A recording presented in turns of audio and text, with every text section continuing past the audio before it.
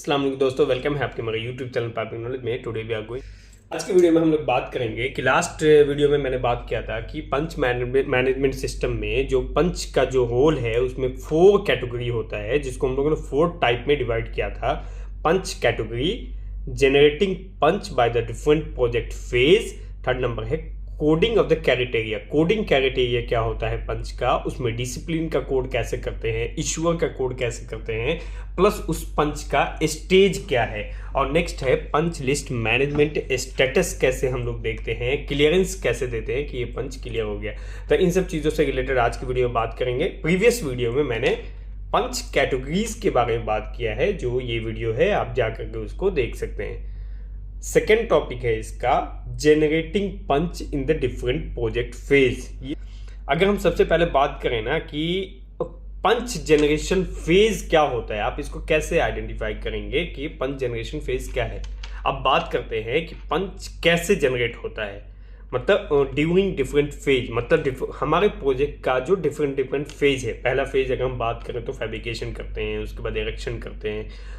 तो इरेक्शन से अगर हम बात करें तो वो हो गया कंस्ट्रक्शन फेज, मतलब हम प्रोजेक्ट में कंस्ट्रक्शन एक्टिविटी कर रहे हैं। उसके बाद सेकंड फेज आता है मैकेनिकल कंप्लीशन फेज, जो हम प्रोजेक्ट को मैकेनिकली कंप्लीट करने की बात करते हैं, तो मैकेनिकल कंप्लीशन फेज होता है। फिर उसके बाद आता है pre commissioning phase. Pre commissioning phase का मतलब होता है कि आपने जो भी एक्टिविटी किया है उसको हम इंटीग्रिटी या फिर टेस्टिंग के जरिए आइडेंटिफाई करते हैं, तो मतलब हो गया प्री कमिश्निंग फेज। और नेक्स्ट है इसका वारंटी फेज, और pre commissioning and commissioning phase, and next है उसका वारंटी फेज। तो आज की वीडियो में स्पेशली इन 4 टॉपिक पे बात करेंगे कि जो है कि पंच कैसे जनरेट होता है ड्यूरिंग द डिफरेंट फेज में। तो सबसे पहला फेज की अगर हम बात करें तो वो कंस्ट्रक्शन फेज है। नेक्स्ट आप कंस्ट्रक्शन एक्टिविटी कर रहे हो, ओके, और कंस्ट्रक्शन एक्टिविटी करते टाइम में कुछ ऐसा साइट पे एक्टिविटी है जो ड्राइंग से मैच नहीं हो रहा हो, उसमें कुछ डेविएशन आ गया हो और जिसको सडनली एट ए टाइम मतलब करेक्शन नहीं किया जा सके,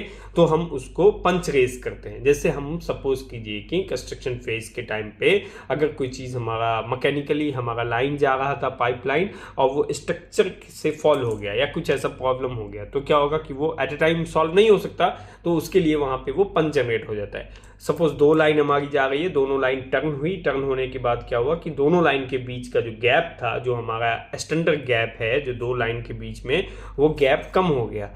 तो क्या होगा कि ये सडनली ये सॉल्व नहीं होगा, तो इसके लिए हम लोग वहां पे पंच जनरेट करते हैं। बिफोर में आप इसको ये कंस्ट्रक्शन का पंच पॉइंट होगा, जो ए कैटेगरी का पंच पॉइंट आपको मिलेगा। नेक्स्ट है कि मैकेनिकल कंप्लीशन फेज। जैसे मैकेनिकल कंप्लीशन फेज का मतलब वो तो कंस्ट्रक्शन में आपको जो एक्टिविटी था उसमें कुछ प्रॉब्लम हो गया तो उसका वो आपने पंच दे दिया। अब वो नेक्स्ट है कि जब आपका मैकेनिकल कंप्लीशन हो गया, सपोज कीजिए आपने लाइन पूरी तरह से कंप्लीट कर दिया, और कंप्लीट करने के बाद आपने इंटरनल चेकिंग कर दी। इंटरनल चेकिंग करने के बाद आप क्या है लाइन को ऑफर करेंगे, तो इंस्टॉलेशन कंप्लीट होने के बाद एमसी पंच लिस्ट बनाया जाता है। पहले का जो एक कैटेगरी का पंच पॉइंट होगा, जो आपको कंस्ट्रक्शन के टाइम पे मिला है पंच, वो पंच तो इसमें इंक्लूड होगा ही। वापस से ये नया चेकिंग होगा जिसमें आप इंस्टॉलेशन कंप्लीट होने के बाद हम लोग एमसी वॉक डाउन करते हैं, एमसी पंच लिस्ट बनाया जाता है। इसमें क्या होता है कि कंपनी और क्लाइंट का सब बंदा मिल करके ज्वाइंट वॉक डाउन करता है, वो कॉन्ट्रैक्टर हो, कंपनी हो और क्लाइंट हो, सबको जो भी बंदा होगा वो ज्वाइंट वॉक डाउन करेगा।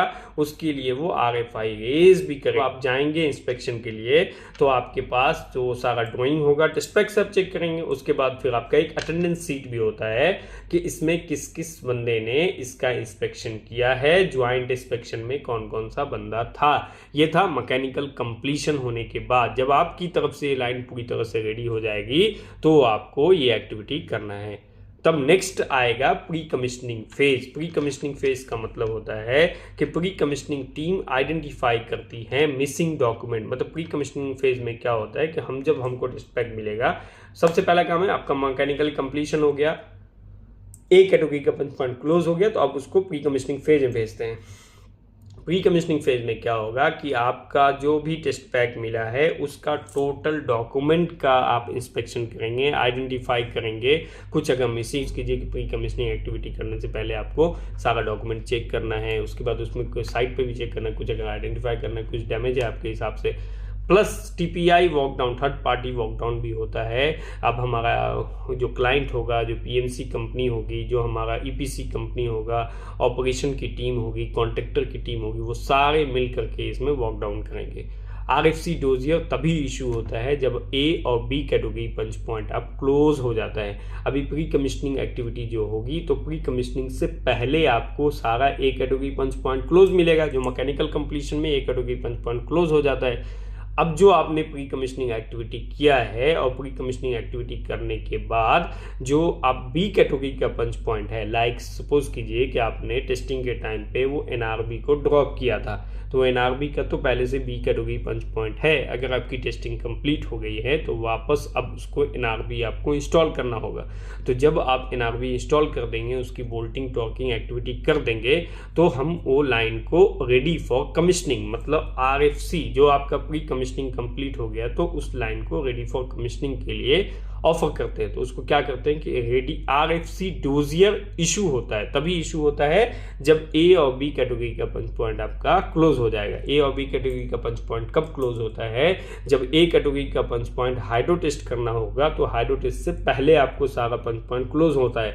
लाइक वो मैकेनिकल कंप्लीशन होगा, दैट मीन्स वो ए कैटेगरी का पंच पॉइंट आपका कंप्लीट हो गया, तभी वो आपको बी कैटेगरी का पंच पॉइंट के साथ आपको प्री कमिश्निंग एक्टिविटी करने का मतलब अप्रूवल देगा। जब आप प्री कमिश्निंग एक्टिविटी करेंगे, लाइक टेस्टिंग करेंगे, फ्लशिंग करेंगे, इंटरनल क्लीनिंग करेंगे, फिर आपको जो पंच लिस्ट में बी कैटेगरी का पंच लिस्ट है, बी कैटेगरी का पॉइंट है, लाइक वॉल्व ओरिएंटेशन चेक करना, लाइक वो अलाइनमेंट चेक करना पंप के नोजल के साथ, लाइक वो आपका पेंटिंग है, ज्वाइंट पेंटिंग, वो सारा चीज़ आप नट बोल्ट टॉकिंग गैस के, ये सब gasket installation, original gasket installation, ये सब पॉइंट रहेगा, वो आपको क्लोज करना है। ये सारा क्लोज हो जाएगा तो आप वो लाइन रेडी हो गया, रेडी फॉर कमिश्निंग सर्टिफिकेट के लिए, आरएफसी के लिए। मतलब ए और बी दोनों क्लोज हो चुका है। नेक्स्ट फेज आता है वारंटी फेज। वारंटी फेज का मतलब होता है कि कुछ दिन की वो वारंटी होती है। अगर उस ड्यूरेशन में आपके प्रोजेक्ट में जो आपका स्कोप है, उस स्कोप में अगर कोई प्रॉब्लम आता है, तो वो वारंटी फेज में जब तक रहेगा तो उसका कॉन्ट्रैक्टर रिस्पॉन्सिबल होता है कि हम इसको रिपेयर करके या फिक्स करके देंगे। वारंटी फेज में अगर कोई इश्यूज होता है, वो इश्यूज आपके स्कोप में है तो वो आपको करके देना है। ये वारंटी फेज होता है। तो टोटल हमने 4 फेज के बारे में बात किया इस वीडियो में। 4 फेज का मतलब हमारा पहला फेज था कंस्ट्रक्शन फेज। कंस्ट्रक्शन फेज में अगर आप एक्टिविटी करते हैं और कुछ ऐसा मेजर पंच आ गया, सपोज कीजिए कि आपका लाइन जो है वो स्ट्रक्चर से फॉल हो गया, तो अब उसके लिए वो ए कैटेगरी का पंच पॉइंट देगा। अब उसको रिपेयर करने के लिए स्ट्रक्चर टीम आएगी। वो अगर आपका लाइन सही है, स्ट्रक्चर ने कुछ प्रॉब्लम किया है, तो स्ट्रक्चर टीम उसको सही करेगी। ये ए कैटेगरी का पंच पॉइंट हो गया। जब आप मैकेनिकली वॉक डाउन करते हैं तो वहाँ पे ए बी टाइप का पंच पॉइंट देते हैं। जब आप मैकेनिकल कंप्लीशन करेंगे, that means complete A category का पंच पॉइंट आपका क्लोज हो गया होगा, तभी आप उसको प्री कमिश्निंग के लिए मूव करेंगे। जब वो प्री कमिश्निंग कंप्लीट होता है तो साथ में अब आप बी कैटेगरी का पंच पॉइंट भी 100% क्लोज होता है, तो ही आप प्री कमिश्निंग से आरएफसी के लिए मूव करेंगे, रेडी फॉर कमिश्निंग सर्टिफिकेट के लिए। जब आपका रेडी फॉर कमिश्निंग में डोजियर इशू होता है, दैट मीन्स ए बी आपने क्लोज कर दिया है। अब आप चलते हैं वो डी कैटेगरी में, जिसमें वो क्या होता है, वारंटी फेज में होता है प्रोजेक्ट, जिसको वो रन करा कर देखेगा। Pre startup safety review, PSSR होता है, प्री स्टार्टअप सेफ्टी रिव्यू, वो सब करेगा। अगर उसमें कुछ डिफेक्ट होगा या कोई प्रॉब्लम होगी तो वो आपको फिक्स करके देना है। This video is basic but important for the mechanical construction engineer. This is the second topic related to the mechanical punch list. I am going to explain in the next video on the next 2 topics. Okay, thank you for watching. Stay safe, stay healthy.